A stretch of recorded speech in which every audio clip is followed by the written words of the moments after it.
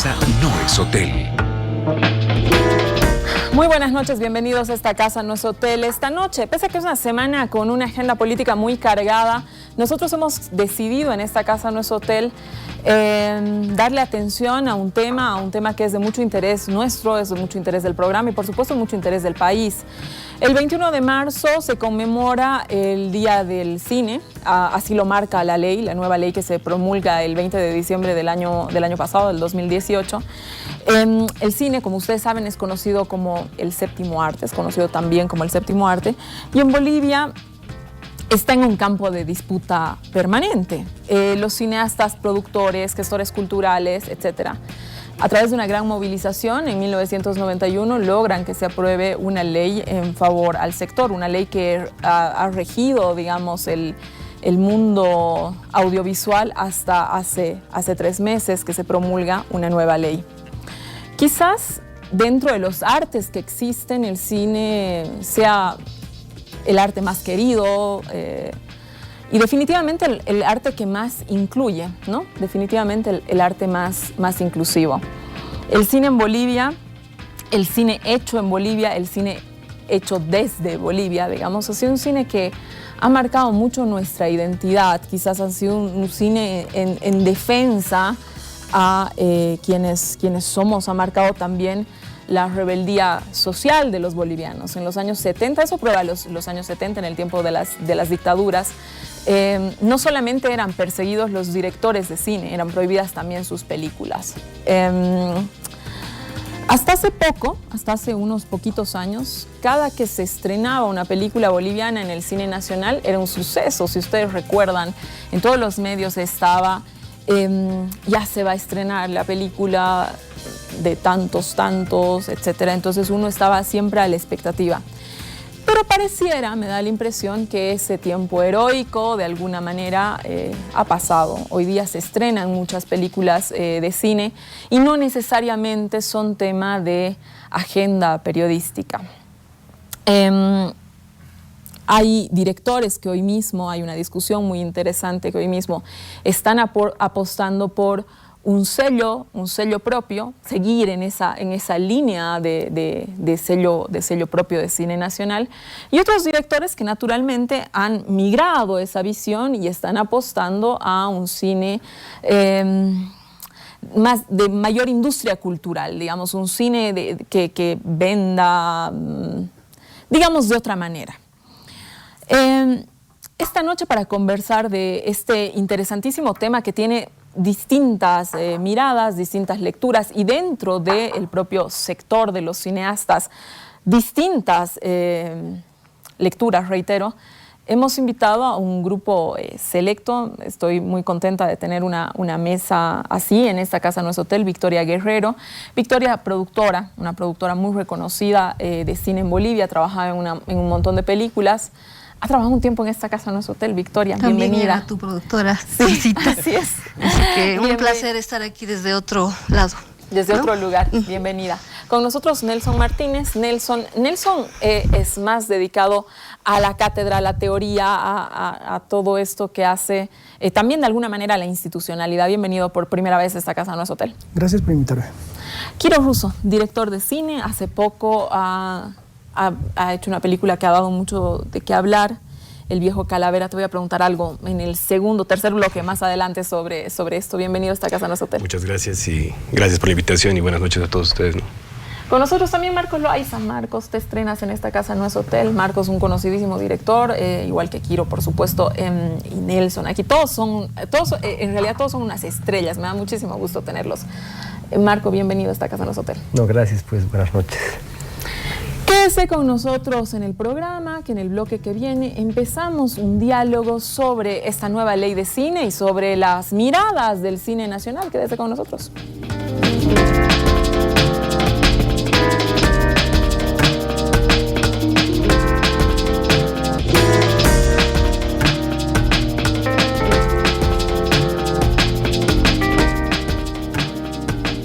Volvemos esta noche en Esta Casa No es Hotel. Estamos hablando de cine en Bolivia. Nelson, voy a empezar contigo. Decía, tú eres docente, te dedicas mucho a la investigación y de alguna manera, leí en una entrevista que te hicieron que ha sido parte del proyecto de ley, de la construcción de la ley, que luego fue puesta a discusión y seguramente el proyecto de ley que presentaste no es el proyecto no es lo que finalmente se aprueba. Pero yo quisiera que, para empezar, le expliques a la gente de manera muy breve, cómo está el cine ahora mismo y por qué se tuvo la necesidad de generar una nueva ley. Bueno, yo creo que el movimiento en función a una nueva ley del cine surge en la medida en que la ley 1302 logra en algún momento generar un fondo de fomento que se disuelve años después por una serie de situaciones que se dan en el país. Aparece la televisión, aparece los videos piratas en distintos formatos, la gente deja ir a salas de cine, las salas empiezan a cerrar. Por lo tanto, la situación del cine, no solamente nacional, sino del cine en general, era dramática.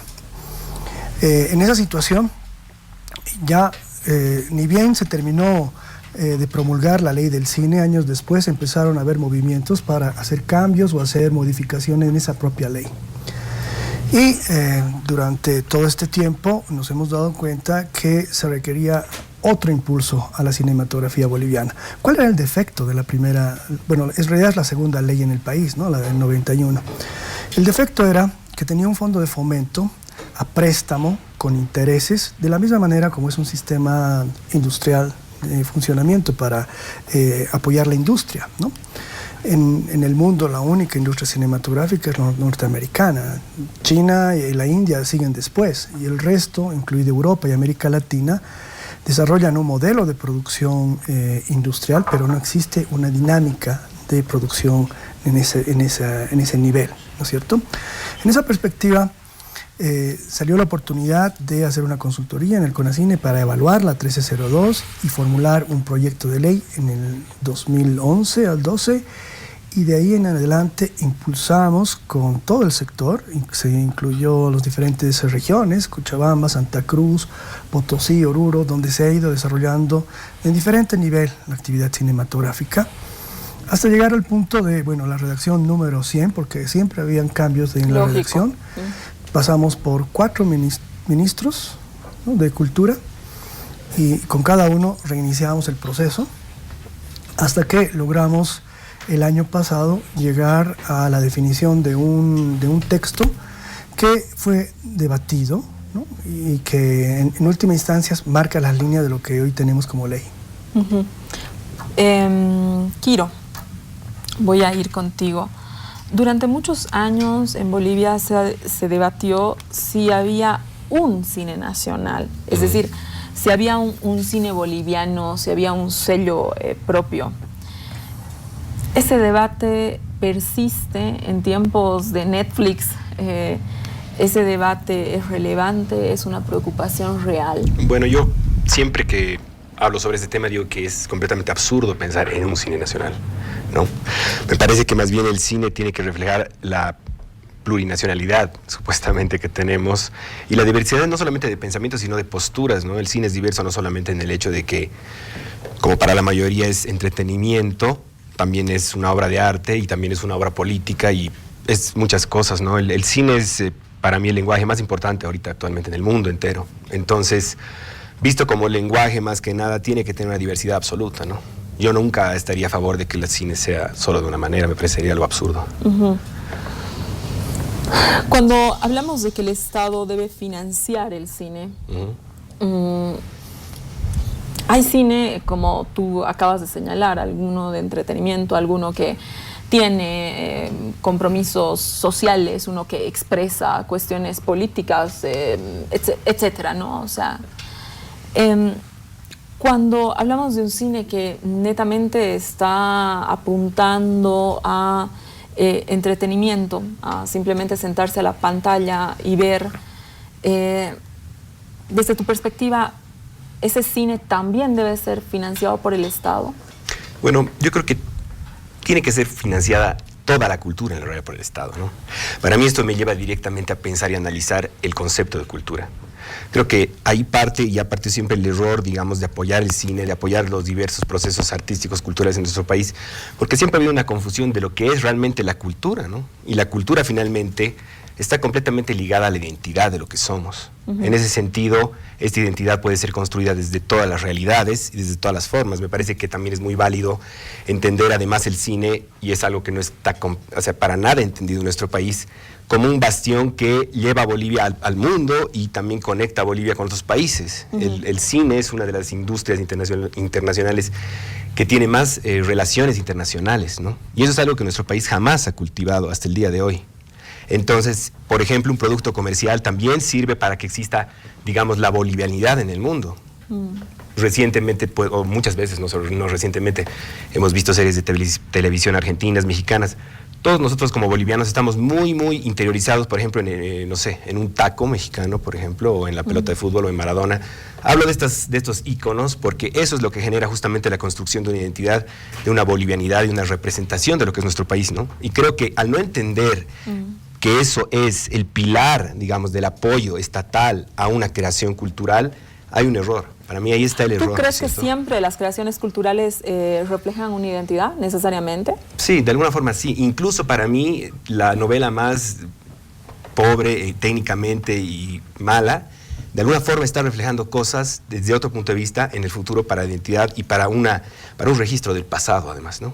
Yo creo que tampoco tenemos mucha conciencia de eso, y eso es terrible. Es una de las cosas, si llegamos a hablar más profundamente de temas de la ley específica que ha quedado ahora, por ejemplo, para mí ese es un tema preocupante, por ejemplo, ¿no? Realmente, ¿cómo va a ser esto de la administración de nuestro patrimonio fílmico? Me parece algo muy importante de pensar, ¿no? Incluso, sin ir lejos, en Argentina, en Chile, incluso se guardan las propagandas, ¿no? O sea, ya pensándolo desde esa perspectiva, se entiende que todas las imágenes son demasiado importantes para la construcción de nuestra memoria como país. Sí, es preocupante que un privado preserve ese patrimonio que finalmente, como lo expresa la ley, es nacional, pero finalmente es un ente que no es claro si es público o privado. Desde mi perspectiva, eso debería estar en el Archivo Nacional, como están todos los documentos importantes. Totalmente. En este caso, ¿no?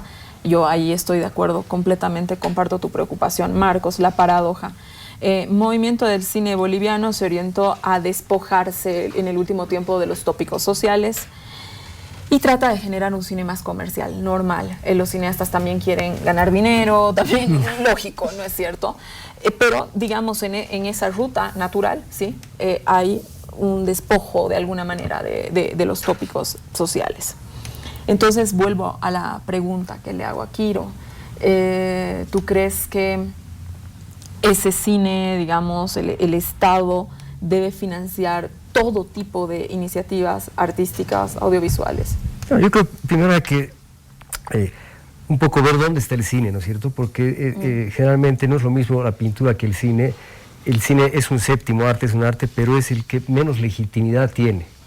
Es decir, por ejemplo, una película como Tonto y Retonto, por decir algo, ¿no es cierto? O una cantidad de películas American Pie, ¿no es cierto? Hay todo un cine que no tiene la menor pretensión artística, lo único que quieren es ganar dinero, ¿no es cierto? En la gran industria, ¿no es cierto? En Netflix, en todas partes está un cine cuya pretensión no quiere ser artista. Trabajan sí artistas, pintores, pero el principio de eso no es ganar prestigio artístico, sino ganar dinero exclusivamente, ¿no es cierto? Entonces el cine tiene eso. Y paralelamente hay otros cineastas que más bien pierden dinero, ¿no? Que hacen emprendimientos cinematográficos para mostrar algo al mundo, ¿cierto? Sabiendo que eso puede ser un fracaso total, y son fracasos económicos. Entonces yo creo que eso que hay que entender, ¿no es cierto? No hay que demonizar el cine comercial como tal, ¿no es cierto? Yo creo que todo cineasta quisiera que todo el mundo lo vea. Pero claro, ¿no? O sea, no creo que y que su película sea un éxito, por supuesto, ¿no? Y hay que medir el éxito, ¿cierto? Pero todo cineasta, si haces una película es para que el público la vea, ¿no? Si no, te dedicas a hacer otro tipo de arte, ¿no es cierto? Entonces yo creo que es un mal criterio dividir el cine entre lo que es comercial y no es comercial.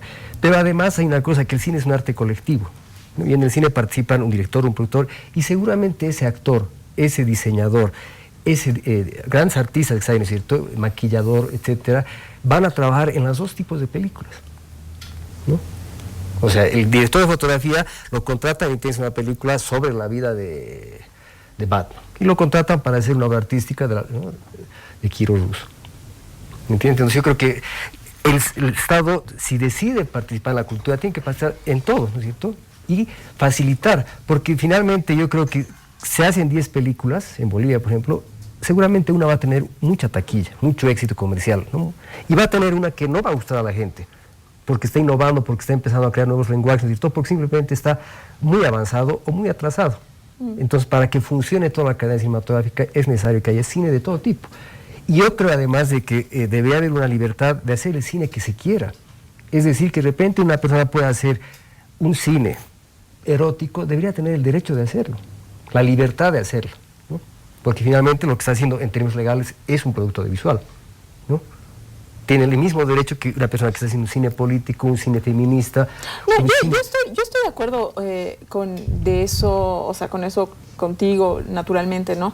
Pero también, digamos, una de las cuestiones que se pone sobre la mesa es de cara a diferenciar ciertas cosas. Lo que tú dices, un American Pie es distinto, ¿no? Que básicamente en boba es distinto a una película que te da ciertos elementos, digamos, de formación y de aporte a la sociedad, cuando se busca que el Estado financie. Pero en todas las leyes hay categorías, ¿no es cierto? O sea, hay películas que son de interés nacional, muy particular, porque están tocando la vida de la guerra del Pacífico, que nos interesa a todos, si puede ser una obra didáctica, o es la obra de un director consagrado, ¿no es cierto?, que se sabe que es un artista, ¿no? Un director que ha ganado premios, ya debería ser, ¿no? Existen otras categorías que son óperas primas y también la categoría de cine comercial o cine documental. Entonces yo creo que además no vamos a inventar la pólvora, todas las leyes tienen esa categorización de proyectos, ¿no? Evidentemente yo no estoy de acuerdo que le den toda la plata a una película American Pie a la boliviana, ¿no?, y le quiten la plata al Quiro, ¿no? Pero yo creo que toda la industria se tiene que hacer, ¿no? Es toda una cadena de películas, ¿cierto? Y incluye también no solamente largometrajes que se van a ver en el cine, incluyen seguramente cortometrajes, mediometrajes, proyectos audiovisuales para televisión, ¿no es cierto? Ahora para las redes sociales, todo ese espectro, ¿no es cierto? Si es una actividad económica, si tú le metes dinero, gasolina, eso va a funcionar, ¿no? No puedes pretender hacer una ley que solamente vas a poner plata al carburador.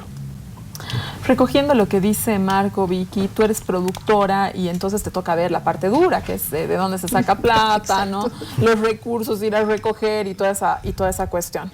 Entonces hay, digamos, sobre eso varias cuestiones que me interesa preguntarte. Esta ley, ¿qué cosas modifica en cuanto al acceso a recursos? O sea, ¿qué cosas se van a poder hacer realmente dentro de esta cadena que señala Quiro y Marco? Y lo otro es, en esta respuesta, digamos, donde coinciden, ¿no?, que el Estado sí debería financiar todo lo que suceda en cuanto a audiovisual, en cuanto a cine, ¿no? Existen también, pues, pretensiones de muchos guionistas, directores que quieren llevar adelante unas películas que no corresponden a los presupuestos nacionales. Si uno se pone a pensar, digamos, no sé, California tiene Bolivia, ¿no? Bolivia en el mejor momento que hemos recibido gas, que ha sido el año 2014, en el mejor momento, significa el 1,5% de California, solo el Estado. No vamos a hablar de Estados Unidos, en general, no, solamente de California, ¿no?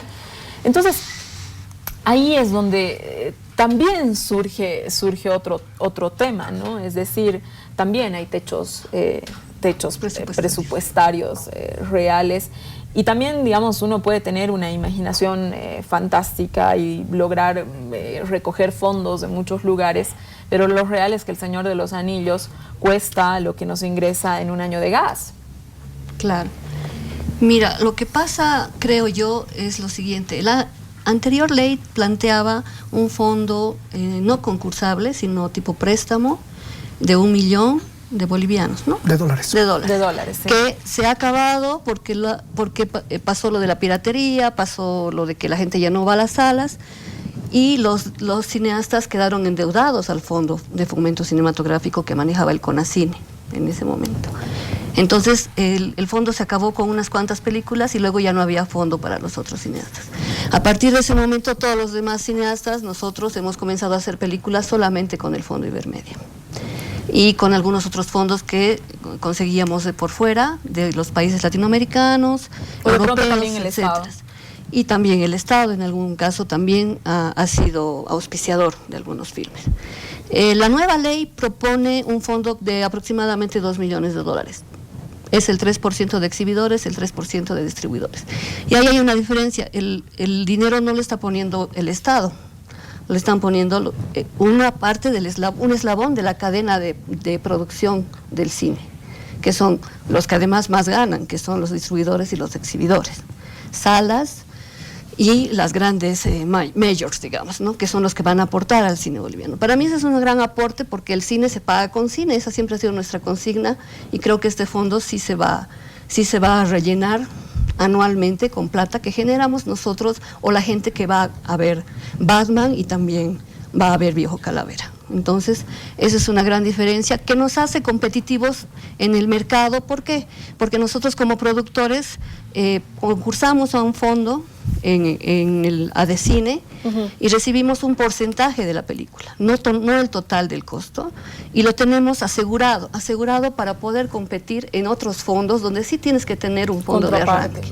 Entonces, eso es muy importante para nosotros como productores porque tenemos en qué apoyarnos, tenemos un pequeño respaldo de nuestro propio Estado, digamos, para poder ir a competir y presentarnos a otros fondos, para poder negociar coproducciones en otras condiciones, pues porque sí tenemos algo para aportar, y también para ser coproductores minoritarios con un fondo, porque hay muchas películas argentinas, peruanas, chilenas que se quieren filmar en Bolivia, y ahí también nosotros podríamos ser parte como coproductores minoritarios, pero no lo somos hasta ahora, o lo somos de otras formas más creativas, porque no teníamos un fondo que ofrecer para cubrir ciertas cosas que implica la coproducción. Esas serían tomadas como, digamos, en caso de que eso suceda, esas serían tomadas como películas nacionales. ¿Qué significa eso?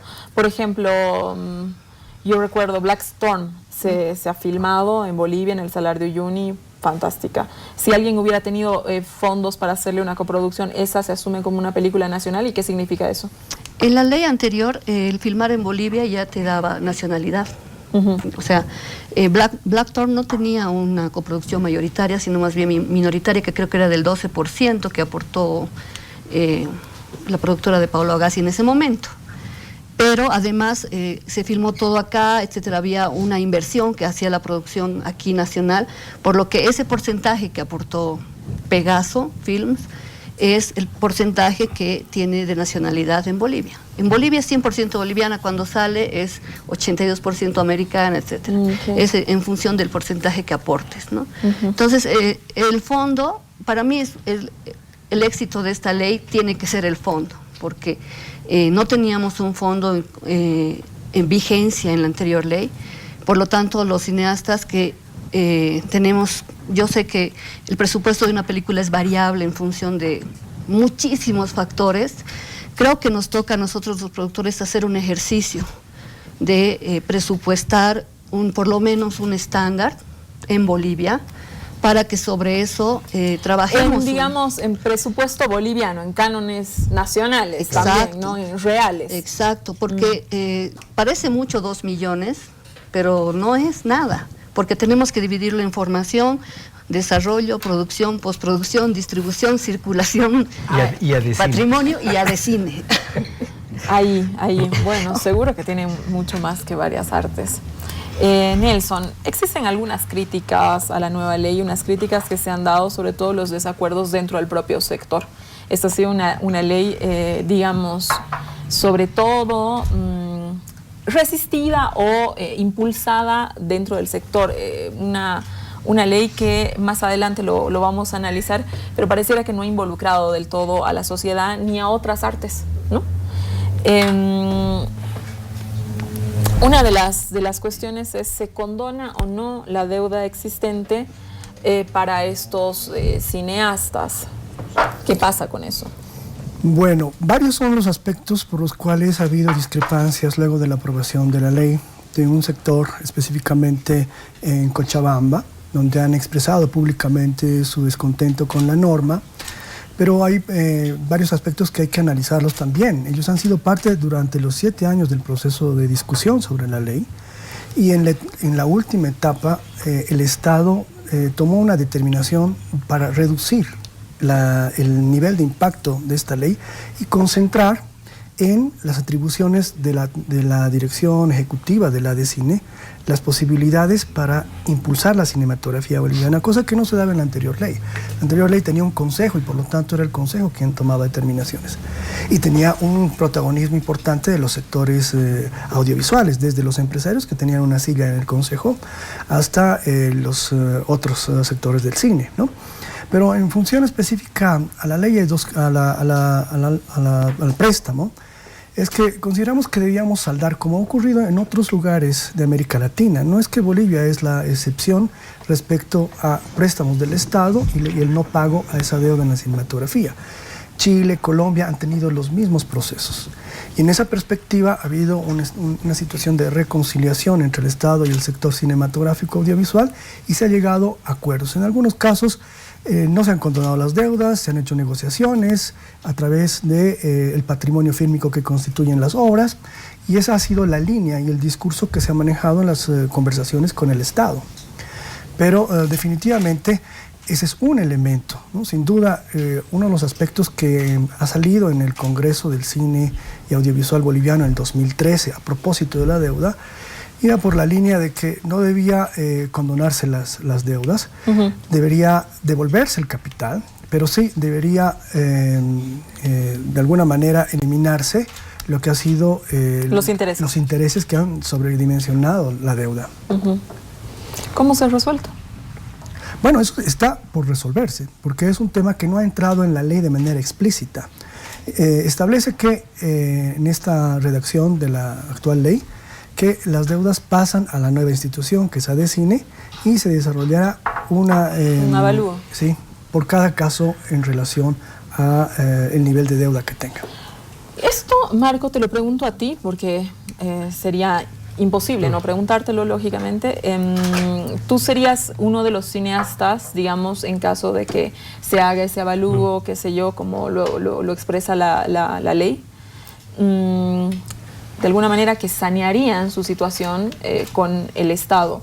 Este es el tipo de ley que necesitaban. Porque, a ver, ha sido parte del debate, tú lo conoces, por supuesto, mejor que nadie.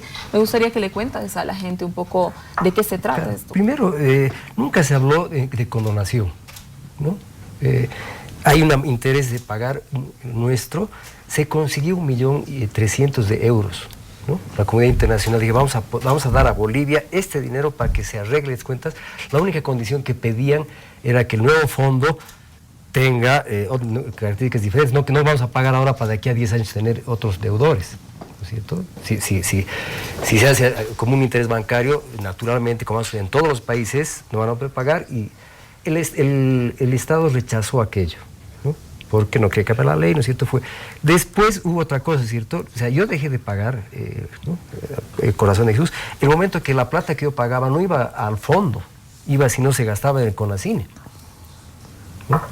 O sea, yo te pongo un ejemplo, cuestión de fe, nos prestamos $70.000 y pagamos al total de $150.000, ¿no? Y todas las películas de la primera generación. La segunda pagaron apenas, ¿no es cierto? En menos tiempo, ¿cierto? Ya la tercera vuelta ya no se pudo pagar, ¿no? Entonces siempre ha habido la intención de pagar, ¿no? La otra cosa es de que cuando firmamos el contrato de las deudas, lo que decía y dice hasta ahora, ¿cierto? Yo hago la película y la garantía de ese préstamo es la película, ¿no? Es decir, que el Estado está obligado a capitalizar esa película y venderla. Hubo un interés, ¿no? En Finlandia dicen, nosotros queremos comprar ese paquete para que el cine funcione, pero lo que no hubo fueron tampoco gestiones. Entonces, actualmente, yo creo, por ejemplo, si el Estado, lo que sucede en muchos estados, comprara las películas que financian a ADCINE, ya las tiene pagadas, ¿no? Y las da a los colegios. En Finlandia, cuando tú haces un libro, el Estado te compra 1.000 ejemplares, ¿no? O sea, hay mecanismos. Yo creo que no es un problema no es que tú has prestado plata para hacer una transacción económica y no quieres pagar, la visión que tienes, ¿cierto? Y además, la otra cosa, yo tengo documentos del 2004, se ha hecho, 2003 el Corazón de Jesús, hasta la fecha, yo he debido dar más de 100 veces la película sin cobrar un centavo para las embajadas, para el Día Nacional, para representar a Bolivia en tal encuentro, ¿cierto? Representando al país, ¿no es cierto? Sí. Seguramente esos son temas que entrarán en el tema del avalúo. Yo creo que el momento de hacer la película Corazón de Jesús ¿no? Ha costado $800.000 y el préstamo son $100.000. Todas las películas tienen ese balance, ¿no es cierto? Y nosotros estamos dispuestos, ya está bien, cuesta 800 y quédate tú con toda la película, ¿no? Justamente para no perjudicar. Yo creo que ese es el mecanismo que hay que hacer, ¿no es cierto? Y finalmente, si no alcanza la plata en el avalúo, ¿no es cierto?, somos capaces de enseñar, de dar clases, ¿no es cierto?, o de hacer productos audiovisuales para el propio Estado. O sea, maneras de pagar hay. Siempre hemos tenido esa actitud todos, ¿no es cierto? Yo creo que hay diferencias muy fuertes en el cine que hacemos, en las cosas personales, pero el momento de pagar, eso tiene que pagar porque finalmente es un beneficio nuestro, ¿no? O sea, nosotros, en la medida que sea muy fuerte la de cine, yo voy a poder hacer mejores películas y más películas. Solamente quiero hacer un apunte antes de cerrar este bloque. El tema del €1.000.000 no podía ser aceptado por el Estado porque entraba como donación al Estado Nacional y el Estado Nacional no puede, vía donación, pagar deudas de privados. No, pero la cosa es lo mismo que la ley de ahora, exactamente lo mismo. Pero ahora hay ley. Por eso, que antes pero no tenías. Por eso, pero podrían decir nosotros, además, yo te digo, ¿cierto?, cuando se dijo, lo único que queremos para que se efectivice es una carta, ¿no? Porque Pero, no es primera vez. No, Marco, pero el dinero entraba por cuentas estatales y las cuentas estatales no pueden dirigirse a eso. Es decir, ahí le cortaban la cabeza a medio Estado. Pero bueno, finalmente hay ley. ¿No? Y creo que eso es una cosa Bueno, importante para el fondo. Yo tengo el punto de vista que si tú necesitas algo para realmente poder sobrevivir, como decimos, si te ofrecen el dinero, lo tienes que aceptar, ¿no? Que también en ese punto había una necesidad ya explícita del sector cultural de que esta donación no solo sea para cine, sino que sea para cultura. Entonces ahí también es que así hubo un entraba a cuentas conflicto. del Estado, ¿no? Entonces Claro. era un Era tema, conflictivo mucho para el más- ministro de mucho más Cultura en complejo. ese momento también. Me tengo que ir a un corte, voy a volver porque quiero reflexionar sobre, voy a empezar a preguntarte, Kiro, sobre Tu viejo Calavera, que es una película que nos ha dado mucho de qué hablar, sobre todo de la reflexión desde dónde se hace la película. Quédese con nosotros en esta casa, en nuestro hotel, interesantísima mesa, estamos hablando del cine en Bolivia.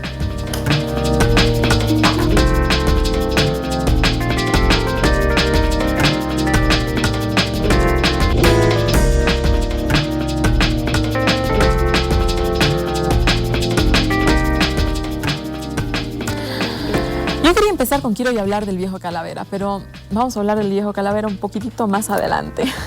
Quiero hablar contigo de la ley. ¿Qué cosas positivas crees que hay en esta ley? ¿Dónde están las ausencias más grandes de la ley? ¿Cómo tú, desde tu lugar de director, de hacer un cine que, como el viejo Calavera, lo voy a decir, que tiene una mirada del sector minero, el sector más sindical más importante de Bolivia, que de pronto lo despolitiza, que lo mira desde otro lugar, ¿no es cierto?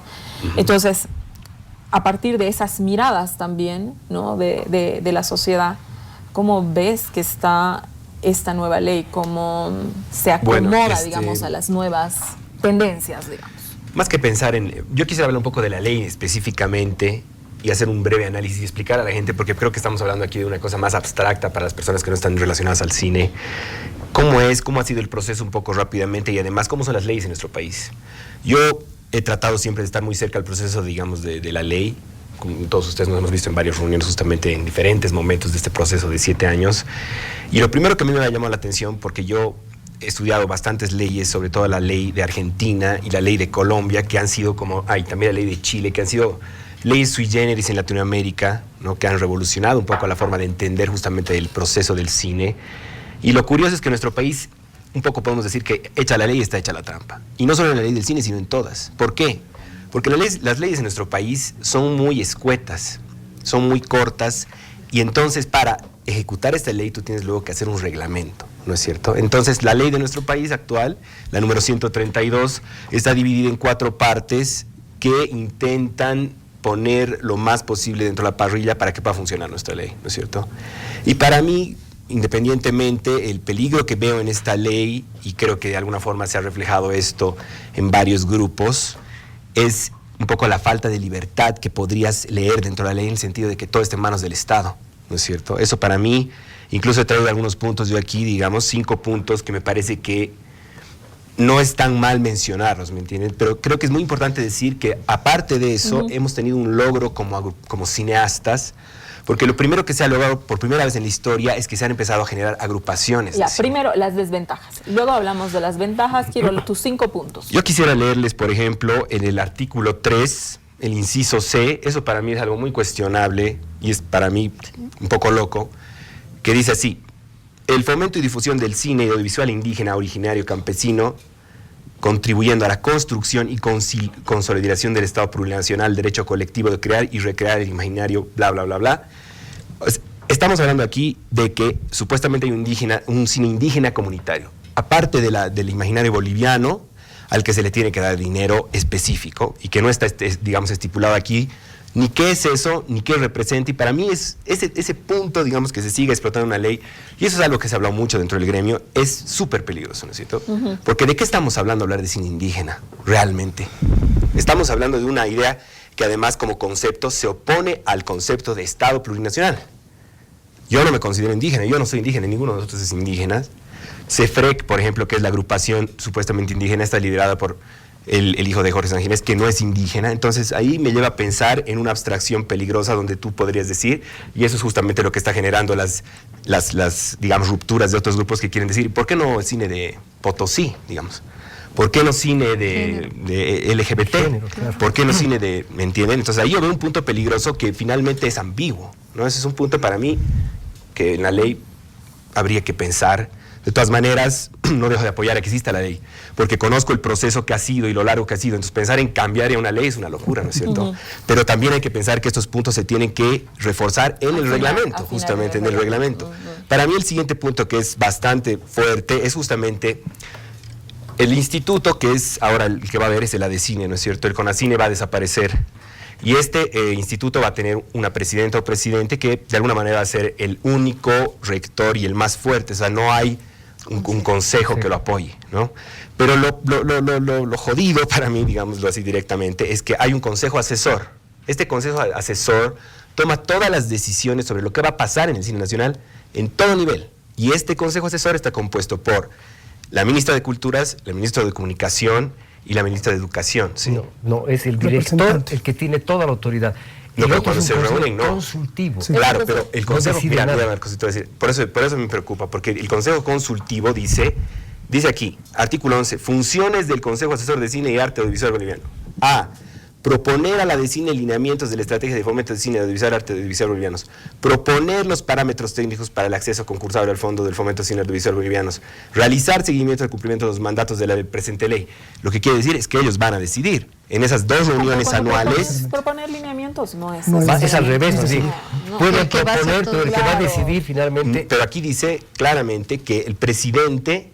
es un secretario, ¿no? El director ejecutivo sí decide todo. Secretario técnico. Dice, no, mira, aquí está, la directora o director ejecutivo del cine actúa de consejo. Recoge todas las propuestas que se hacen del directorio, por lo menos lo que yo entiendo de la ley. Capaz tú tienes razón que hay que afinar esas cosas muy claramente en un reglamento. Claro, porque según lo que yo entiendo es que en la reunión se decide la cuestión. No, recoge las propuestas y en función a esas propuestas, además ese consejo, está bien siempre que existe un consejo, a mí me parece que eso ayuda a equilibrar los me parece pesos, que tiene que haber un equilibrio, ¿no es cierto? Exacto, porque lleva el director, que yo también creo que se le otorga bastante, ¿no?, responsabilidad, lo que se está haciendo. Entonces esta gente te evalúa también. Yo creo una cosa, yo creo que uno de los errores que tiene esta ley, que no estoy de acuerdo, es de que en muchas partes del mundo el director de este instituto, de esta dirección, lo que sea, tiene rango ministerial por la cantidad de dinero que maneja y la cantidad cultural que significa, ¿no es cierto? O sea, si el director va a Cannes, tiene rango de ministro, ¿no es cierto?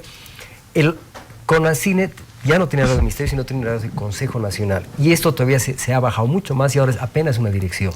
Pero tenemos que entender con esa línea, porque en realidad el director de ADECINE, a través de esta ley, tiene más poderes que cuando había el CONACINE. Que al final se diluía. Sí, es más, le da atribuciones para realizar coproducciones en coordinación con la cabeza del sector, que es el Ministerio de Culturas. En realidad es prácticamente un embajador en el ámbito actual. Esta posición le da la responsabilidad, el Estado le da responsabilidad de negociación para la política pública y el relacionamiento internacional. Esa es la característica distinta a la que hubo en el Consejo. Incluso no podía viajar, el anterior director de CONACYNE no podía viajar al exterior. No podía viajar, o sea, el CONACYNE tenía atribuciones que nunca las pudo cumplir, que es hacer cumplir la cuota de pantalla, ¿no? Calificar todas las películas, es decir, que todas las películas para que se estrenen en Bolivia tengan legalmente un sello, ¿cierto? Incluso calificar producto audiovisual dentro de la televisión. Nunca pudo hacer eso porque no tenía dinero. Y tampoco podía viajar porque... Pero no solamente ahora no es que no tengan dinero, va a haber dinero y además hay una atribución para poder sancionar, que no estaba en la ley anterior. Esa es una atribución especial. Para mí lo que hay que entender es que no se trata de un instituto autárquico al 100%. Para nada, ¿no? O sea, hay una regulación absoluta del Ministerio de Cultura y hay que pasar por unas regulaciones para tomar cualquier decisión. Lo que quiere decir es que en la situación, digamos, en el momento en que estamos ahora de la ley, el siguiente paso es hacer este reglamento. No son así las instituciones estatales, se y la rigen siempre agencia bajo las políticas públicas de la cabeza de sector. Sí. Tú No, dices, pero de la yo de cine. pienso que es mucho mejor que cualquier institución, por más pequeña que sea, tenga un examen de competencia. Yo creo que la mejor manera, o sea, lo mismo que los fondos tienen que ser concursables, si no esta ley puede ser un desastre. Claro. Yo creo que lo óptimo para mí hubiera sido que se hagan concursos de mérito director, que seguramente el presidente podría haber elegido el jurado que sea, bueno, pero esa es la mejor manera. La ley establece, en las preocupaciones que tiene Quiro, la ley establece que el presidente designa al director de cine. Este presidente, Evo Morales, pide una terna. Lo hemos conocido, el 9 de marzo ha salido en todos los periódicos, que no era una terna, eran 4 personas, entiendo que ya se ha reducido a 3 y que ya se ha vuelto una terna. En realidad es una demanda del sector. Que es una demanda del sector. Pero se escucha la demanda del sector. En el sector, esto ha tenido ¿qué, Victoria? Tú que has participado en todas las reuniones, esto tiene ha tenido un efecto político, ha tenido una reacción política, porque entiendo que las discrepancias al interior del sector para presentar la terna han sido durísimas, ¿no? ¿Qué ha pasado ahí? Cuéntanos. Bueno, Sin duda, ¿no? Si quieres. Para mí el logro de que tengamos que presionarnos para elegir una terna ha sido conformar la Coordinadora Audiovisual de Bolivia, ¿no? Todas las instituciones que somos 16, con personería o no, etcétera, etcétera, que tienen muchas cosas ahí por aclarar, se han organizado y han votado por una lista de candidatos de manera democrática, abierta y no sé, por primera vez participativa. Hemos logrado juntarnos hasta los que no nos hablamos, porque hay muchas cosas en el sector como en todos los que nos separan. Exacto. Y creo que esa terna, que al final han sido 4 personas y luego 3, y etcétera, lo que ha generado y lo que mejor nos ha salido es esta posibilidad de juntarnos por medios digitales, ¿qué se llama? Online, digamos. Nos hemos juntado de todo el país, desde Tarija hasta Cobija, Potosí, etcétera, para dar nuestra opinión, nuestro voto y elegir a las 3 personas que han ido ya para el Ministerio de Culturas, ¿no? Obviamente ha habido una serie de pugnas internas, sobre todo por estos temas que todos estamos cuestionando de la ley.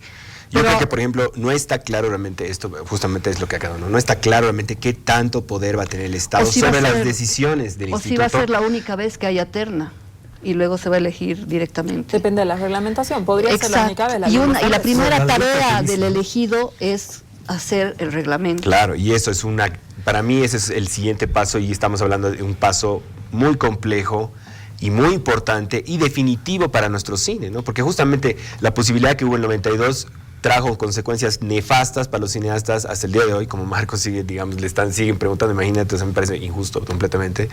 Pero bueno, creo que además dentro de la ley hay ciertos otros puntos que son flacos, que demuestran, digamos, el desconocimiento, obviamente, del Estado acerca de cosas muy específicas del cine que deberían estar dentro de la ley, porque si no se conocen estas cosas va a fallar la ley. Por ejemplo, la cuestión de las relaciones internacionales, o sea, hablemos más claramente de acuerdos de coproducción. La palabra acuerdos de coproducción ni siquiera está mencionada en la ley, aunque sí se habla de coproducción, obviamente. Pero ¿por qué hay que hablar, digamos, de la palabra acuerdos de coproducción específicamente? Porque son unas relaciones internacionales muy complejas que ni siquiera solamente competen al Instituto de Cine, sino también a la Cancillería, y son acuerdos diplomáticos muy complejos con otros países. Por ejemplo, yo en un momento he investigado que no podemos tener ni siquiera un acuerdo de coproducción, por ejemplo, con Francia actualmente, o con Brasil, porque hay discrepancias políticas incluso que no permiten eso, pero esto ni siquiera se sabe dentro de la ley, o sea, se puede ver un desconocimiento de eso dentro de la ley, ¿no? Entonces, estas son cosas muy importantes para el cine, porque el cine es, por eso, es un arte mundial, es lo que hay que entender, es una industria y un arte mundial que funciona, una cadena que está conectada mundialmente, o sea, la gente en la industria del cine, todos se conocen internacionalmente, o sea, toda la gente está conectada internacionalmente y todos además están viviendo procesos similares, porque tenemos que entender además que más allá de lo que está sucediendo aquí en Bolivia, hay ahorita una crisis muy fuerte en el cine mundial. Justamente, primero con el digital, obviamente, pero segundo con las cadenas de plataformas. Claro, plataformas de Netflix, etcétera, etcétera. Están viniendo aquí unos debacles y unos cuestionamientos de lo que va a pasar con el cine muy fuertes, ¿no? Muy, muy fuertes. O sea, y eso nuestro país también tiene que ser parte, porque si no, estamos haciendo otra vez una cosa anticuada que no nos va a servir, ¿no es cierto? Entonces... Quiero ajustar algo. Primero, que en la ley se establece como atribuciones al director de la ADCINE la posibilidad de hacer acuerdos de coproducción bilateral y multilateral. Aspecto que es sui generis respecto a otras normativas hechas en Bolivia. Sí son marcadas. Pero lo que pasa es que hay un problema. La ley del 92, en esta ley decía, pero tiene que estar la parte de coproducción, y me decían de manera ¿Tiene que estar la palabra pequé? Coproducción. Acuerdo de coproducción. Y ellos me decían de manera muy pragmática, el 92, los diputados de entonces, y ahora los diputados de entonces me dicen, el problema es que un acuerdo de coproducción es un acuerdo bilateral. O sea, donde tienes a la Cancillería, tiene que estar refrendada por el Senado, ¿no? Y todo aquello. Si nosotros estamos tardando 10 años en hacer la ley del cine, vamos a tardar otros 10 años por cada acuerdo de coproducción. ¿No es cierto? Brasil, o sea, hay países, por ejemplo Argentina o España, que sabiendo que no hay esa ley, asume que en el momento que dos empresas o dos productoras hacen un contrato, se podría tener la característica de coproducción. Convenios bilaterales, multilaterales, desde que ADCINE no se puede. Gracias a Ibermedia, nosotros tenemos un acuerdo iberoamericano de coproducción. Donde Ibermedia está, Bolivia está sumada a Ibermedia. Sin embargo, Brasil, por ejemplo, Brasil es el caso emblemático porque no tenemos. Brasil sí exige dentro de su legislación tener un acuerdo bilateral. Pero ¿cuál es el principio de un acuerdo bilateral? Es que el Estado que va a comprometerse a coproducir tenga recursos económicos para esas coproducciones. Claro. Ese ha sido el óbice por el cual no hemos tenido acuerdos de coproducción con otros países. No había fondo boliviano. Claro. Ahora sí tenemos fondo boliviano. Yo quiero apuntar sobre el temor que tenía Quiro en relación a que todo el poder se concentre en un director de ADCINE. Tuvimos la oportunidad, y hay que destacarlo, tuvimos la oportunidad de elegir la terna para quien debe ocupar ese cargo. Si eso hubiera sido potestad de este gobierno o de en adelante cualquier gobierno, obviamente pasaría como ocurrió en la Argentina.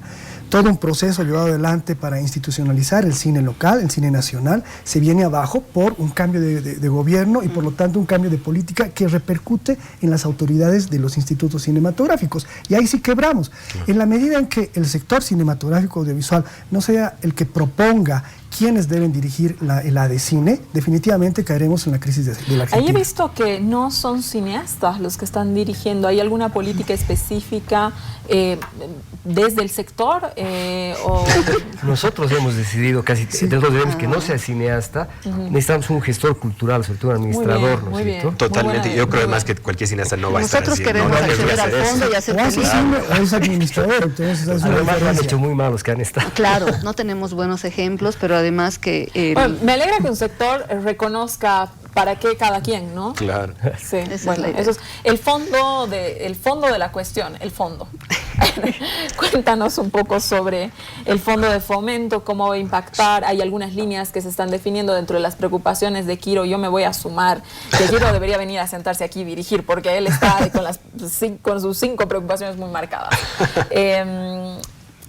Hay un temor del sector que se ponga un corsé, ¿no? Sobre algunas temáticas. Y ¿qué pasa con aquello? A ver, cuéntanos un poco. Bueno, yo creo que hay que ver en qué contexto se desarrolla una nueva ley del cine hoy, ¿no? Tiene que ver con una constitución política del Estado que establece y garantiza la libertad de expresión. Había mucha gente que decía, debe haber libertad de expresión, como dice en la ley 1302, también en esta nueva ley, pero cuando la Constitución establece esa prerrogativa, ya es innecesaria repetirla en una ley. Por lo tanto, ¿qué es lo que va a dinamizar qué producciones van a ser fomentadas y cuáles no?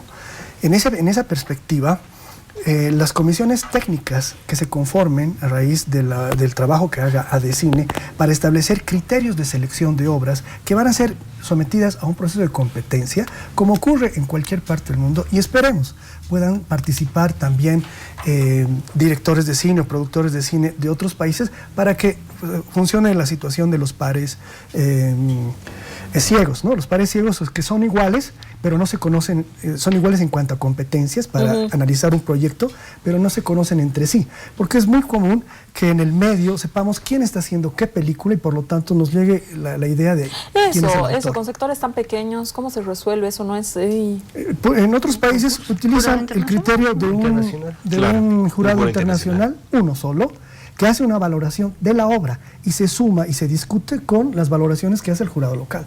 Funciona de alguna manera efectiva con el premio Eduardo Avaroa, porque hay un jurado que establece criterios para definir las obras. Es el Premio Nacional de Novela también, ¿no? Sobre el tema del fondo, ¿qué preocupaciones alrededor? Yo creo que... A mí lo que me preocupa es de que el nuevo director tiene que no solamente es el fondo para que se haga más películas y listo, ¿no? Y estemos nosotros contentos, ¿no? Sino que es todo la cadena productiva. Toda la cadena. Se tienen que hacer más películas, sí, pero se tienen que estrenar esas películas y tienen que ser vistas y tienen que discutirse, ¿no es cierto? Y seguir el ciclo que se hagan mejores películas. Pero además todo eso que se haga inmerso en lo internacional. No podemos ser las películas como si en 1970 y ser una isla, ¿no es cierto? Eso es la preocupación, ¿cierto? Si no, vamos a estar haciendo unos 4 años unas películas y se acabó. Además hay que entender que las lógicas del cine han cambiado mucho, ¿no? Por ejemplo, en la época que Marcos ha estrenado, por ejemplo, que él ha vivido una cosa que nosotros, por ejemplo, mi generación ya no va a vivir más, ¿no? Hay que entender también eso de las generaciones. No solo heroica, sino que realmente una película boliviana tiene un valor absoluto para todos los ciudadanos. O sea, no hay una persona que no ha visto Cuestión de Fe, no hay una persona que no ha visto, no sé, Mi Socio. O sea, son películas icónicas y esa época en la que el cine creaba iconos ya murió, ¿no es cierto? Entonces, la forma de que siga existiendo el cine y de que se haga de una manera como debe ser, tiene que ser a través de poder educar a la gente. Entonces, esa es una preocupación para mí muy fuerte porque, digamos, en la ley hay una vez que se menciona la palabra formación. Solo una vez se menciona esa palabra y queda entonces algo como una cosa ambigua cuando me parece lo más importante. Formación de público por un lado, pero también formación de cineastas. El cine es un lenguaje que debe estudiarse. Eso para mí es fundamental de entender. Nelson, por ejemplo, ahora tengo entendido que es el director de la carrera de la UMSA, por ejemplo. No, director, pero he sido o hay, digamos, la escuela de... O sea, lo que me voy es que las generaciones venideras, el cine es una profesión consolidada, común, normal, donde cualquiera puede estudiarla y ser licenciado en cine, ¿no es cierto? Yo ahí tengo, voy a coincidir otra vez con Kiru, en el tema de formación, sí, es una ley, digamos, donde otra vez se presenta una nueva paradoja, ¿no es cierto? Hablamos de un tema de formación de público, más no hablamos de un tema de formación de cineastas. No está en ninguna parte expresamente estipulado en la ley, ¿no? Entonces, el Estado boliviano va a financiar, ¿no es cierto?, un sector donde en su escuela pública, en su cartera de la escuela pública no existe formación para ese sector. Entonces, también es una ecuación que se debe resolver de alguna manera. Es decir, yo financio cine, pero no educo en cine, ¿no? Entonces, pero yo creo que eso es muy importante, justamente, Susana, por el hecho de que justamente a la nueva generación, por mi generación y para adelante, sí hemos estudiado cine, ¿no es cierto? Yo he estudiado en una universidad del cine y hay mucha gente que ha estudiado en la Católica, hay gente que ha estudiado en otros países, claro, y eso incluso es importante. Yo te estoy hablando de el lenguaje audiovisual. Y te estoy hablando de cuestión pública, es decir, no, tú en la UMSA encuentras economía, vamos a hablar de economía. Pero ahora ¿no hay una carrera de cine, ¿no? Un programa de cine. Hay un programa de cine. Claro, ahorita hay 200. La otra cosa es el tamaño. ¿La Católica? La Católica ha sacado 20 cineastas que están todos trabajando, una generación. Sí. La UNSA ahora está sacando el programa de cine que están ya en 12 generaciones. Estamos hablando más o menos de 200 cineastas, seguramente van a terminar 50, 80, ¿no es cierto? Pero hay que ver también de qué tamaño va a ser, claro, ¿no es cierto? O sea, el cine iraní, que ha tenido muy buenos resultados, lo que han hecho, lo han mandado a Malmadouf, que era un director de teatro, le han dicho, ver cómo se hace. Y él ha hecho lo primero que hay que hacer, es decir, cuánto cuesta una película en Irán, ¿no? Han dicho, en Irán cuesta la película $100.000. ¿Cuántas queremos hacer al año? No podemos ser 200, entonces han dicho, vamos a hacer 40. Entonces, a partir de eso han creado un presupuesto, ¿no? Entonces hacemos la película de $100.000. El que quiera hacer más, que se consiga el plato donde sea. Y al cabo de unos 5 años el cine iraní ha despuntado, ¿cierto? Y ha ganado todos los premios, a ver si por haber. Y ahorita tiene una industria que funciona sin necesidad de todo un montón de cosas. Porque si se habla de la cadena, Vicky, esto a ti que eres productora, se habla de la cadena, ¿no es cierto? O sea, es verdad lo que dice, hay una nueva generación que se ha formado de cine, no ha tenido que salir al extranjero, ¿no? Han podido quedarse en el país y formarse en el país, pero cuando a ti como productora resulta que hay una película y un director, etcétera, y ha conseguido, luego te toca sumar gente, ¿no? Por decir, el fotógrafo, estoy inventando, ¿sí? El fotógrafo, el editor, no sé, una gran cantidad de personas. Tú tienes ese mercado completo, tú tienes ese mercado de la misma calidad, o sea, en una calidad uniforme. ¿Qué pasa con el proceso luego al momento de contratar las personas, ¿no? Bueno, personal técnico cada vez menos, ¿no? Creo, porque también han ido mermando las bases. Hay mucha gente que se ha formado empíricamente. La gente que estudia en la universidad, en Ucamau, etcétera, quieren ser directores. Ellos no van a ser ellos no quieren ser gaffers, no van a ser editores ni directores de arte, ¿no? Ahí es donde no creo que tenemos falencias, pero yo creo que la formación en cine, para mí una preocupación tremenda es el guión. O sea, la base del trabajo cinematográfico. Claro, los guiones. Porque sí, claro, o sea, con este boom tecnológico, todo el mundo hace guiones o escribe historias y quiere filmar mañana, ¿no? Y el proceso de guión es un proceso que tiene muchas etapas, que tiene, tú sabes mejor que nadie, el Quiro igual. O sea, hay formas de hacer el cine, pero hay un rigor en este trabajo. ¿Y cómo es ahí el encuentro, digamos, a ver, ustedes que son directores, Nelson, tú que eres docente, el encuentro, por ejemplo, con la carrera de literatura, ¿no? O sea, con gente que se supone que ha apuntado su formación a escribir, porque, a ver, creo que has puesto el dedo en la llaga, Vicky. Uno de pronto va a unas películas que tienen una fotografía fantástica, donde todo está prolijo, ¿no? Pero de pronto la historia no te ha dicho nada. Y no es una mala idea, sino que está mal contada, ¿no? Entonces dices, ay, no vuelvo a venir a una película nacional ni muerta, por Dios, ¿no? Es decir, y ahí no es un problema de una idea, no es un problema de edición, no es un problema de dirección artística, no, es un problema de guión. ¿Cómo resuelven eso? Porque también tú lo decías, ¿no? De pronto todo el mundo quiere hacer todo, o tú, Vicky, no, todo el mundo quiere hacer, yo quiero dirigir, quiero escribir, quiero editar, Casi todos quieren dirigir, ¿no? Todos tienen que, o sea, todos tienen que hacer. Nadie quiere ser productor, por cierto. Yo creo que además de esto se suma de que lo que ha hecho el Quiro, hay una crisis, ¿no? O sea, yo creo que la mejor manera de contar historias en el siglo pasado era el cine, ¿no? La gente iba al cine a que le cuenten historias. Actualmente ha cambiado mucho el siglo, ¿cierto? Porque ya no es que se fabrican historias, o sea, ya no es de que se hacen historias, sino se fabrican realidades. Entonces, cuando la televisión logra hacer un reality show y que fabrican una historia, ¿no? Hay una película emblemática que es Nace una estrella, que ya se han hecho 4 versiones, que es el nacimiento de una estrella de rock, ¿no es cierto?, de cantante. Actualmente los programas, los enlatados, ¿cómo se llaman? Los realities hacen eso. Sí. Fabrican una historia y realmente tú ves nacer una estrella de verdad. Claro. Entonces, ha cambiado ese paradigma de lo que la gente consume como historias, ¿no? Eso yo creo que es lo que más importante es entender. Y yo, digamos, pensaría un poco en las pretensiones que tenemos como cineastas bolivianos. Yo creo que ahí, digamos, hay un problema todavía, ¿me entienden? Yo siempre pienso que tenemos que pensar como bolivianos dónde estamos parados. No importa el tipo de cine que quieras hacer, pero hay que ver los recursos que uno tiene. Y, por ejemplo, nosotros hay que entender que no tenemos una tradición ni técnica ni narrativa del cine boliviano. O sea, el cine boliviano es un cine compuesto por islas, hay que entenderlo así.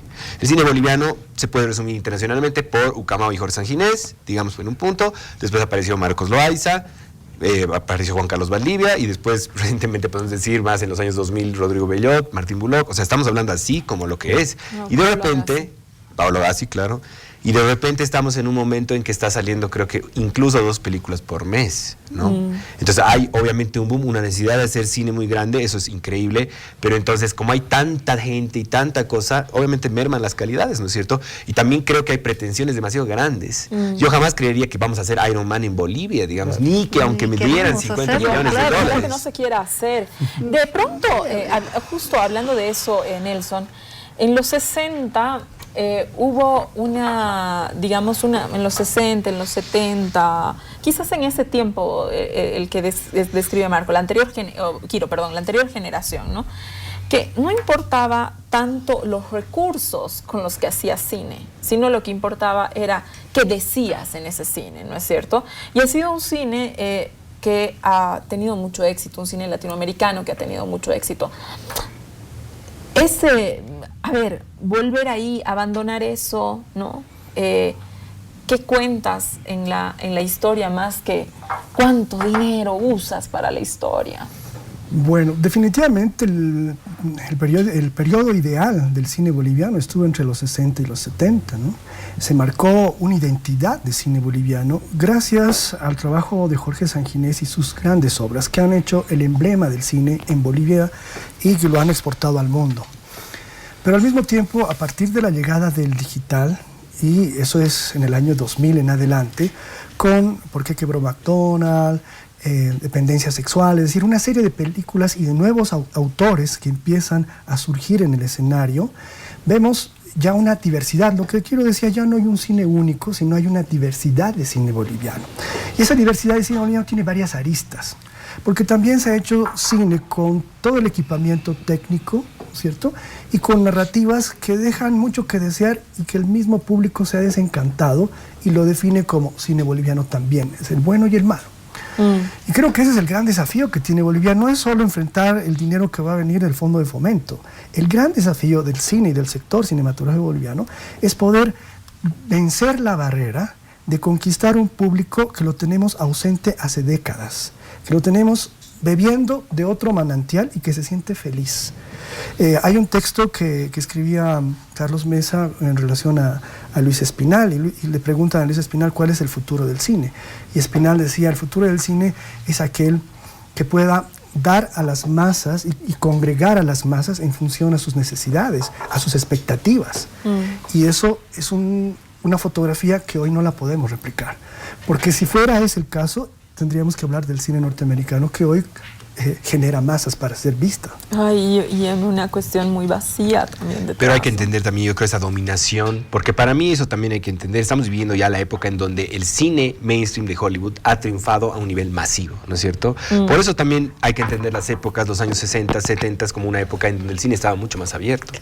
Aquí llegaba Tarkovsky, llegaba Fellini, no sé, cineastas del mundo entero. Actualmente la gente considera el cine solo lo que es entretenimiento y principalmente yo creo que Marvel, ese tipo de cosas. O sea, cada vez se ha hecho, incluso el cine de Hollywood ha empeorado un montón, ¿no es cierto? Sí, ha bajado de calidad. Entonces eso es algo muy grave. No sé si eso es un tema de distribuidores también, porque acá nos llega Marvel solo y uno ve las carteleras en otros países y de pronto sí te están contando otras cosas. Pero el cine internacional no nos interesa. Yo no puedo dejar de hacerte esta pregunta, Quiro. El Viejo Calavera me sorprende por una visión que despolitiza y quizás una visión crítica incluso de ese viejo sindicalismo minero. Lo mismo pasa con muchas películas de esta nueva generación, lo vamos a dividir, ¿no? Que no solo se filman después de Sanginés, sino parecería que se filman casi que en contra de Sanginés, ¿no? ¿Es así? ¿Qué puedes decirnos sobre eso? Es una mirada quizás, cuando uno mira El Viejo Calavera, es una mirada quizás antagónica. Me parece que, bueno, me alegro que hayas tocado ese tema porque yo quiero decir, por ejemplo, he leído algunas críticas que se han hecho a la película que decían que la película es completamente apolítica, por ejemplo. Y eso me parece totalmente absurdo. O sea, para mí el cine que estamos haciendo nosotros es absolutamente político y absolutamente consciente, por lo menos intentamos, de que sea absolutamente consciente de nuestra realidad, ¿no es cierto? Lo que pasa es que en Socavón Cine hemos tenido igual cierta pretensión de tener un diálogo con ciertos temas nacionales. Y para mí, digamos, uno de los primeros diálogos que se ha tenido que tener es obviamente con el tema minero, porque es un tema de un ícono nacional, histórico, claro, político y representativo, ¿no? En nuestra historia, ¿no es cierto? Entonces, también al hacer, por ejemplo, la escena, las personas que lo han visto, la película de los mineros en vacaciones, por eso para mí es tan importante y para mí en esa escena se muestra otra faceta y otro estado de nuestro país. No de una manera positiva o negativa, sino de lo que realmente está sucediendo, ¿no es cierto? O sea, para quienes tenemos una visión romántica del movimiento minero, yo casi me muero con esa escena, ya te imaginarás. No, pero yo creo que lastimosamente, y no lastimosamente, es la realidad, ¿no? O sea, el tiempo que yo he vivido en Huanuni, porque ha sido muchos años que hemos estado viviendo y viajando ahí, yo preguntaba mucho a los mineros qué era lo que ellos querían que yo cuente de ellos. Y lo más extraño de todo era que la mayoría querían que yo filme el viaje de los mineros. Entonces, para mí, eso era realmente claro en algo que demostraba que estamos viviendo otra época como país, ¿no es cierto? Yo creo que un poco eso también ha pasado incluso con el gobierno actual de Evo Morales. O sea, para mí esto es algo muy loco, pero creo que el proceso ha sido de una inclusión increíble al principio, pero ahora eso se está volcando en unas cosas muy, muy extrañas sociológicamente hablando, en el hecho de que de alguna forma la gente quiere ser más gringa. Pero nadie quiere ser en realidad distinto, quiere estar incluido, ¿no es cierto? Pero incluido en una idea del mundo más occidental. Incluso la gente más aymara la veo mucho más occidentalizada, y entonces eso está demostrando un proceso inevitable que tiene que ver con una colonización de la imagen, ¿no? Colonización de la imagen. Sí, de lo que ven en las pantallas que están tomadas. Ese romanticismo de alguna manera, de algunos, Marco, ha pasado. Ya no estamos en ese cine épico también, no sé si épico, pero demostrar la realidad, una realidad social, digamos, desde distinta, de otro lugar. ¿Qué opinas sobre eso? Yo creo que había en los 60, 70, visto desde ahora, visto con el periódico de ayer, ¿no? Que es más fácil, el arte en general y el cine estaba subordinado al proceso social, ¿no? O sea, era una herramienta, un arma, un instrumento de la revolución, del cambio o del partido, según el que estaba, ¿cierto? Eso ha cambiado, ¿cierto? Actualmente yo creo que los cineastas tienen su ideología, seguramente quieren cambiar, pueden querer cambiar el mismo mundo, pueden querer hacer la misma revolución, pero lo que quieren hacer sobre todo es una película, una buena película, ¿no? Tienen una intención subordinada al propio arte, ¿no? Entonces yo creo que ese cambio es lo que ha cambiado realmente todo el mundo. Si tú ves las películas de los 60, por ejemplo, Yaguarmarco ha tenido 13.000 espectadores, ¿no? Contra 150.000. Sin embargo, el impacto social que ha tenido ha sido grandísimo. Totalmente. En cambio, hay películas, buenas películas, de que están 3 días en cartelera, ¿no? Entonces es un crimen. Entonces ha cambiado ahorita y se ha achicado, ¿no es cierto? Sí, tú haces una película y quieres que sea una buena película y tienes los mecanismos técnicos para hacerla. Me tengo que ir a un corte en esta interesantísima charla, que siempre me quedan cortos los programas. Ya volvemos para la salida, para las conclusiones de este fantástico panel.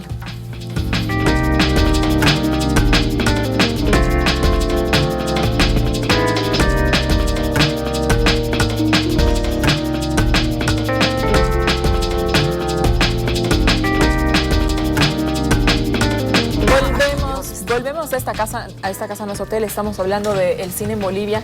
Estamos hablando un poquitito y voy a hacer una preguntita ahí sobre el tema de Cinemateca, la preocupación que tiene Quiro sobre el tema del archivo fílmico. El archivo fílmico, como expresa la ley, es del pueblo, por lo tanto no lo puede, desde mi perspectiva, por ahí me equivoco, administrar una fundación privada. Debería estar en manos del Estado. ¿Por qué no está? ¿Qué opinan sobre esto?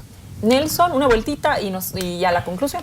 Bueno, en realidad es la Constitución que establece que todo patrimonio pasa a administración del Estado, patrimonio natural como también patrimonio histórico, y eso es lo que corresponde en el caso de la cinematografía, y para ello se establece en una parte de la ley que pasa a el repositorio, ¿no? Una copia, porque se mantiene lo que es la Cinemateca Boliviana en las condiciones que es una fundación privada que ha recibido por la ley 1302, el mandato de hacerse cargo del patrimonio fílmico cuando el Estado de ese tiempo, en el 90, no tenía ni el conocimiento ni la economía para poder hacerse cargo. Y es en esas condiciones que la Cinemateca se hace cargo del patrimonio fílmico, y ahora se va a generar una especie de espejo, es decir, una copia que va a estar en manos del Estado. Bueno, para mí sí hay una gran preocupación acerca de lo que es la Cinemateca, y no solamente por una cuestión de que nosotros tenemos un archivo fílmico invaluable que está guardándose ahí, sino porque la Cinemateca para un país es un centro no solamente de difusión, sino también de formación, intercambio de ideas sobre el cine. Por esa razón, la Cinemateca no puede ser un ente privado, ¿me entiendes? Tiene que ser, si es privado, por lo menos un ente que pueda tener una doble relación con el Estado, porque para empezar, la Cinemateca necesita dinero para funcionar. Justamente ahorita que estábamos en comercial estábamos hablando de la mala calidad que tiene, por ejemplo, la Cinemateca en su proyección.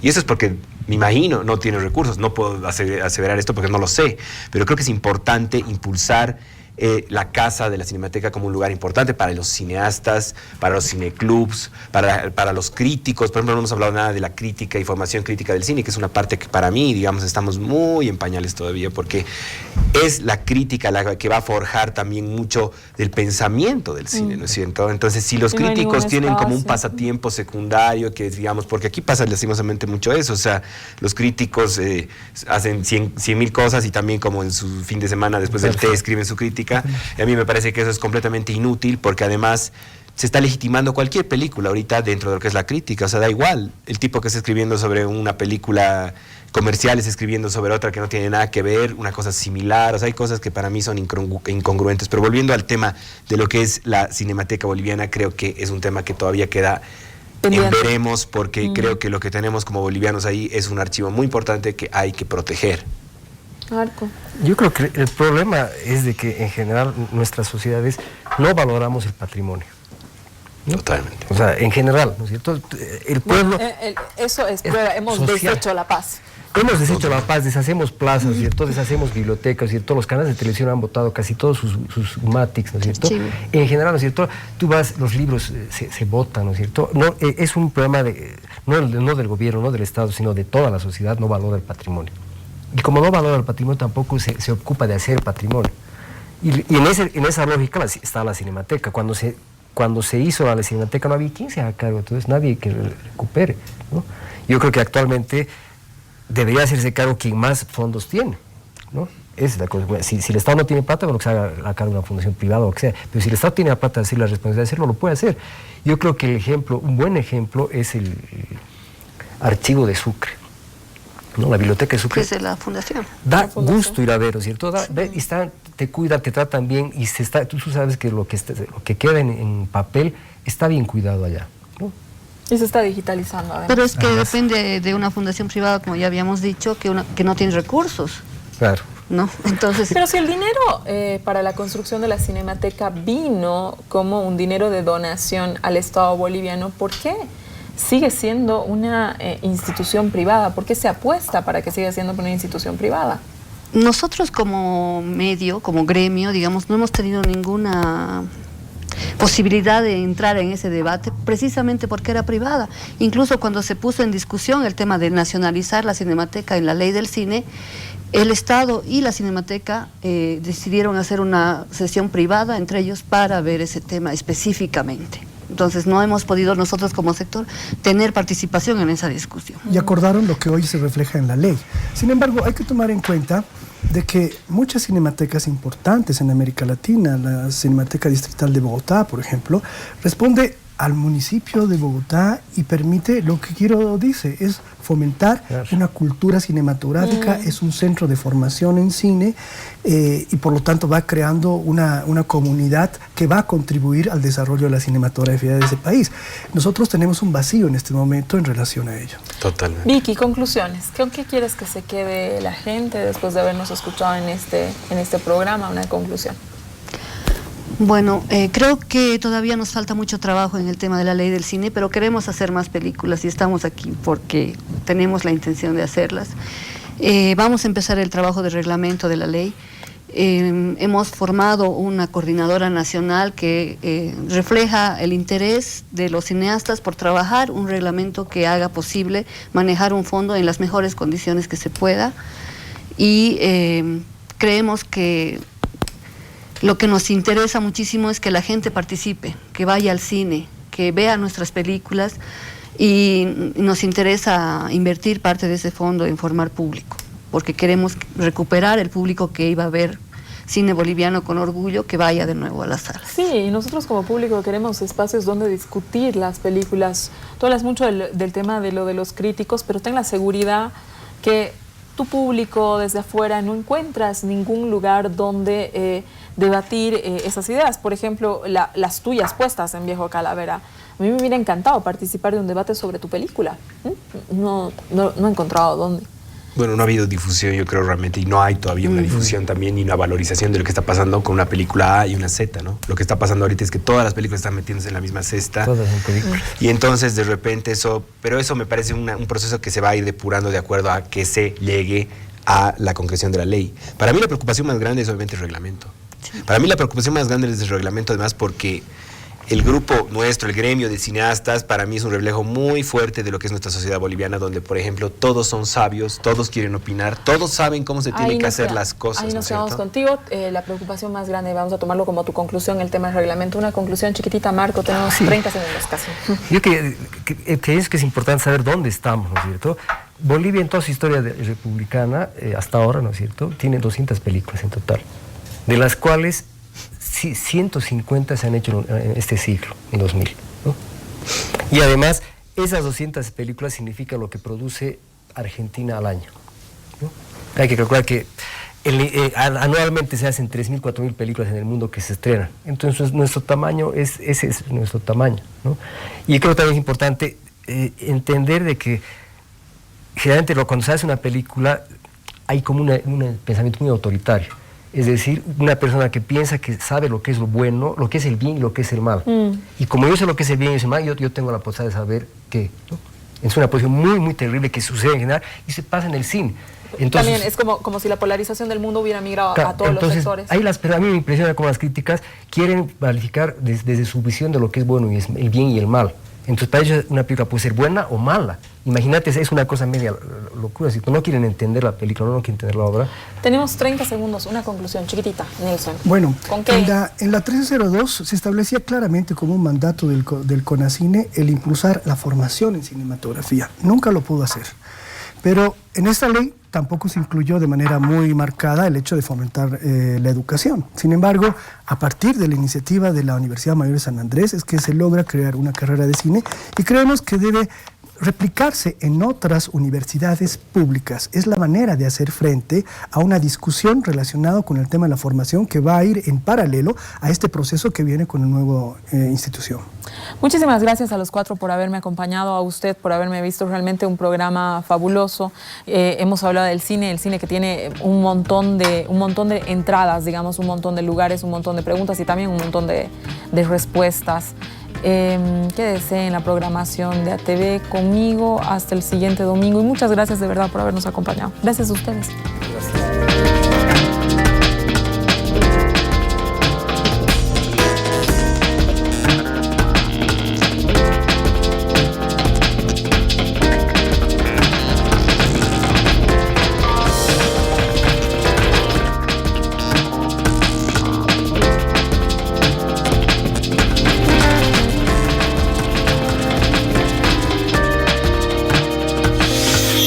Esta casa no es hotel.